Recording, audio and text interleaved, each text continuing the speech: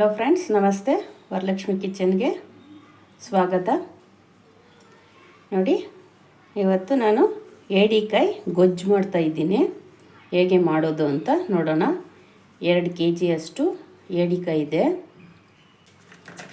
ಏಡಿಕಾಯಿನ ಚೆನ್ನಾಗಿ ತೊಳೆದು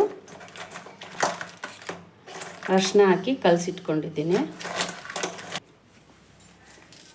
ಏಡಿಕಾಯಿ ಗೊಜ್ಜಿಗೆ 3 ಈರುಳ್ಳಿ ಚಿಪ್ಪೆ ತೆಗೆದು ಕಟ್ ಮಾಡಿ ಫ್ರೈ ಮಾಡ್ಕೊಳ್ಳೋಣ.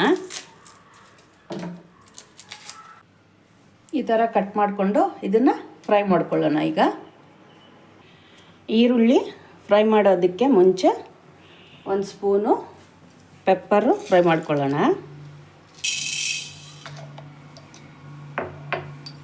2 ಸ್ಪೂನಷ್ಟು ಜೀರಿಗೆ, ಅರ್ಧ ಸ್ಪೂನಷ್ಟು ಮೆಂತ್ಯ.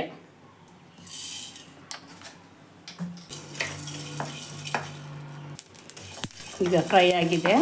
ಒಂದು ಪ್ಲೇಟ್ಗೆ ತೆಗೆದುಬಿಡೋಣ. ಈ ಬಾಣಲಿಗೆ ಸ್ವಲ್ಪ ಎಣ್ಣೆ ಫ್ರೈ ಮಾಡೋದಕ್ಕೆ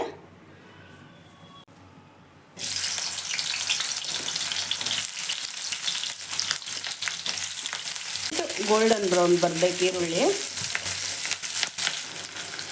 ಈರುಳ್ಳಿ ಫ್ರೈ ಆಗ್ತಾ ಇರಲಿ. ನೋಡಿ, ಇಷ್ಟು ದೊಡ್ಡ ನಿಂಬೆಹಣ್ಣಿನ ಸೈಜು ಹುಣಸೆಹಣ್ಣು ನೆನೆಸ್ಕೋಬೇಕು. ಈಗ 4 ಟೊಮೊಟೊ ಸೇರಿಸ್ಕೋಬೇಕು.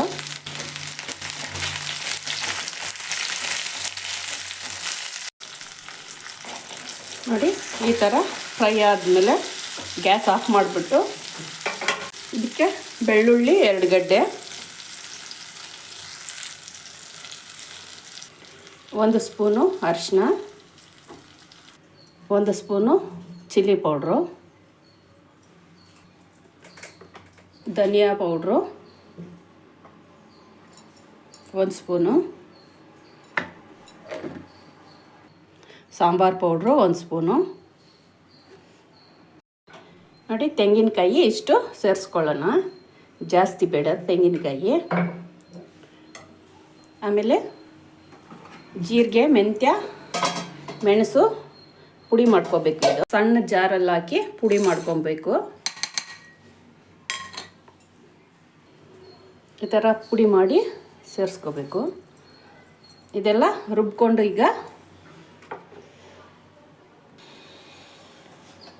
ಈಗ ಈ ನೆನೆಸಿಟ್ಕೊಂಡಿರೋ ಹುಣಸೆ ಹಣ್ಣು ಮಿಕ್ಸಿಗೆ ಸೇರಿಸ್ಕೊಂಡು ರುಬ್ಕೋಬೇಕು.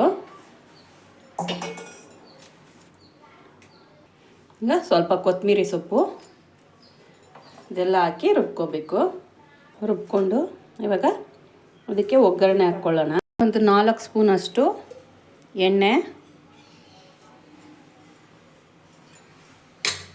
1 ಸ್ಪೂನು ಸಾಸಿವೆ, ಮೆಂತ್ಯ ಸ್ವಲ್ಪ 1/4 ಸ್ಪೂನಷ್ಟು ಮೆಂತ್ಯ, ಜೀರಿಗೆ 1/4 ಸ್ಪೂನಷ್ಟು, ಆಮೇಲೆ ಸ್ವಲ್ಪ ಈರುಳ್ಳಿ ಬೆಳ್ಳುಳ್ಳಿ ಜಜ್ಕೊಂಡಿರೋದು, ಕರ್ಬೇವಿನ ಸೊಪ್ಪು 1 ಹಿಡಿ,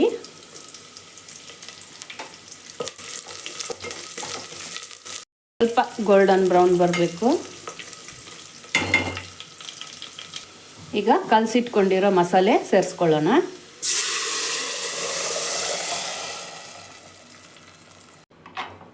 ನೋಡಿ, ಎಷ್ಟು ತಿಕ್ಕಾಗಿರಬೇಕು.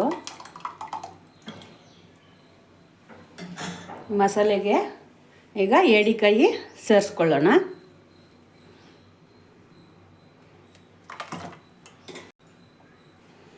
ಚೆನ್ನಾಗಿ ಕುದಿಬೇಕು. ಈಗ ರುಚಿಗೆ ತಕ್ಕಷ್ಟು ಉಪ್ಪು ಸೇರಿಸ್ಕೊಳ್ಳೋಣ. 1 ಪ್ಲೇಟು ಮುಚ್ಚಿಡಬೇಕು.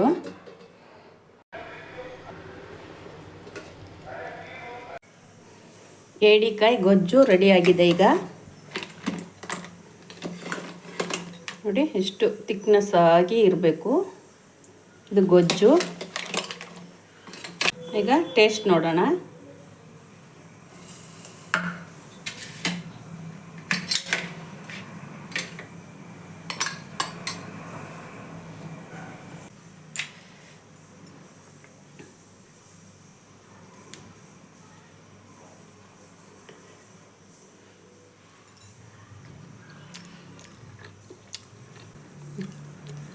ಚೆನ್ನಾಗಿದೆ ಫ್ರೆಂಡ್ಸ್.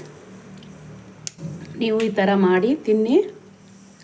ನನ್ನ ವಿಡಿಯೋ ಇಷ್ಟ ಆಗಿದ್ದರೆ ಲೈಕ್ ಮಾಡಿ, ಶೇರ್ ಮಾಡಿ, ಸಬ್ಸ್ಕ್ರೈಬ್ ಮಾಡಿ. ನನ್ನ ಚಾನಲ್ ನೋಡಿದ್ದಕ್ಕೆ ಧನ್ಯವಾದಗಳು.